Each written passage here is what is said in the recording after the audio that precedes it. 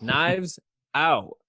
Finally was able to make it. Although I do have to say, right before my showing, they showed the trailer for the Fox News movie that's going to be coming out twice. Bombshell. Yeah, they showed Bombshell twice in a row, the trailer for it, and I was Really? like, God damn it, is this going to be another issue with like the Got to hear Billie Eilish twice. yeah, I mean that was pretty cool. But no, it showed, and yeah, probably the most fun I've had at the movies in a very long time. I think you did a great job doing a non-spoiler breakdown of the movie last week on our podcast. Um, and coming away from that, my expectations were pretty high, and somehow this movie still exceeded them. Like you talked about last week, Daniel Craig is just having the time of his life, and it felt like everybody in this movie was just enjoying being there, enjoying acting with each other, and being ridiculous in a lot of ways. I was really impressed with the movie. I know it's doing really well at the box office. I wanted to see, you're a bit removed from it. I'm still kind of riding that high off seeing it. How are you feeling a week out about Knives Out? Still very high. It's in the top 10 right now. I think it's just a very likable movie that's hard to not enjoy watching, and also presents some interesting things to chew on in terms of talking about uh, class and race in the modern context here in the US. And even if you don't want to examine that further, it's a really compelling, fun murder mystery film that happens to be the best in that genre in who the fuck knows how long, like Yeah. decades. It really can't be overstated. So yeah, the movie fucking rules. I was very happy to see it do so well at the box office. Over 40 million over the 5-day Thanksgiving weekend, matching the budget right Mm-hmm. there. But more importantly, an adult drama doing well at the box office. The adults showing up for said movie. It Mm-hmm. hasn't happened a lot recently for non-IP stuff, and this is a totally original movie. So that's a huge win, and let's keep it going. But yeah, movie kicks ass. It's awesome. Yeah. I mean, stylistically, this is just a beautiful movie to look at. Set in a beautiful mansion. I think you said it was shot all around Boston, which makes a Mm-hmm. lot of sense. You can kind of get that feel just by paying attention to the surroundings of the mansion. But you know, so much of this was just so beautiful. Starting with Chris Evans sweaters. I mean, man, that guy can wear a sweater. He wears a lot of clothing very well, but those cable knits, dog, I was digging them for sure. Ransom. What a Yeah, and name. yeah, I was like, who names their kid Ransom? It's his middle name, but These still, fucks do. yeah, yeah, true. Um, you know, the person I was blown away with in this cast was Ana de Armas, who played Mm-hmm. Marta and was really the person that stirred the drink, so to speak, because she was the center of the plot. And you talked last week about how they give you a lot of information early on, and you're kind of like, wow, like how are they exposing this much of what happened already? And that's exactly my thought process going through this was like, how are we getting the information about, that she actually gave him this, gave him the morphine instead of the, like, whatever is hydroglycerin or whatever supposed to give him, like, Right. an hour into the movie. Like that should be the reveal of it.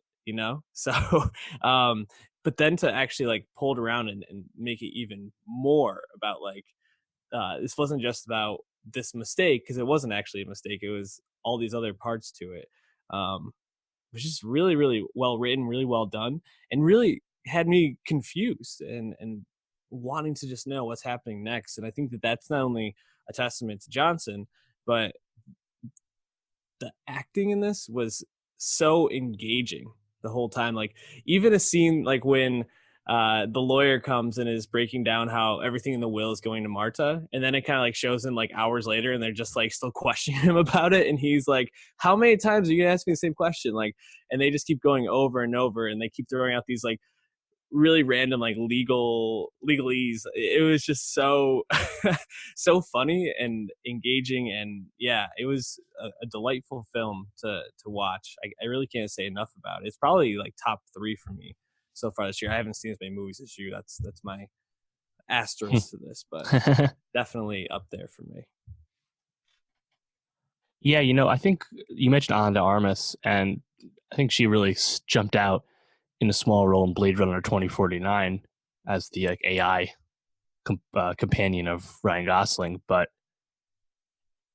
I hadn't really seen her in a whole lot else. I know she's in some upcoming stuff, some movies that like she's in this movie that's getting dumped in January with Joel Kinnaman. So I don't think we're talking about that one, but really, I think it's an inspired choice too to kind of pick an up and coming actress to have in this role because you could really pick anyone young, and when you already have all this this star power and the clout of Ryan Johnson in Lionsgate, they could have picked someone much more famous and successful, but they didn't. So I was happy to see that. I didn't even realize too. I talked about last week that the daughter of Toni Collette is the star of 13 Reasons Why, another star. Like it wasn't even in my orbit, so I didn't even realize it. But man, yeah, I think Knives Out really struck me right away once Craig and Lakeith start doing the interrogations or interviews anyway. The way the editing jumps from close up of one person's face to the next person's face as they continue the story, and the pace does not stop at all. Get you understanding the passage of time and the passage of information to the characters. It's done so smartly, and also a really engaging way to keep watching a movie. So, yeah, I think it seems everyone is really responding to this well. It's awesome. I saw this going around a little bit. I wonder if this helps Rian Johnson's Star Wars movies at all. The box office of it all. I can't think it would, but he has been well liked and respected for a long time for a reason, and this is just another example. So, fucking awesome. Yeah, it's great, and the scene where Chris Evans is just telling everybody to eat shit is one of my favorite scenes of the year. Just hilarious. The donut scene. Yeah. Oh my God, the donut monologue was just. I was like almost falling out of my chair laughing because it was just so ridiculous, and trying to like follow the logic was so bizarre. But yeah, Daniel Craig's suits in this, man, and if people are watching on YouTube, they can see one of the suits he wears when you speak it as your background, and he's just an absolute king in this, and I just love to see him doing a role that you can tell he just was having a great time with, especially because we've heard so much about how Bond has been such like a slog for him. He got injured in the newest one. Right. So to see him just having this much fun on screen it's great. Yeah. I think too at the end, it's very much a modern take on the whodunit style and Agatha Christie inspired. So there's familiar like beats or what you think are beats in the movie, and one of those is at the end, of course, when the lead investigator Craig is explaining how he figured everything out, right? And that's something that's a tropey thing in this genre. Yet you just have your mouth wide open listening to Craig. It's like the most gratifying thing ever once you've watched the rest of the Knives Out up to that point, So yeah, I think the movie just really works, and also unfortunately is not like much else right now. So I think it also is being benefited by standing out just for the sake that it's kind of a one of one in terms of, I don't know what else you would compare it to the past few years. So that's just exciting stuff. Very unique for sure. Also just wanted to shout out Edie Patterson. Hell yeah. We talked about her on Righteous Gemstones. I feel like she's really had herself quite a year. And she's great. All these actors are just fun. Like, you put a bunch of actors together, give them a fun whodunit, and a good director, and make a little bit of magic. So if you haven't seen Knives Out, if you're on the fence about it, and for some reason you listen to our spoiler review, go see it. We can't recommend it enough.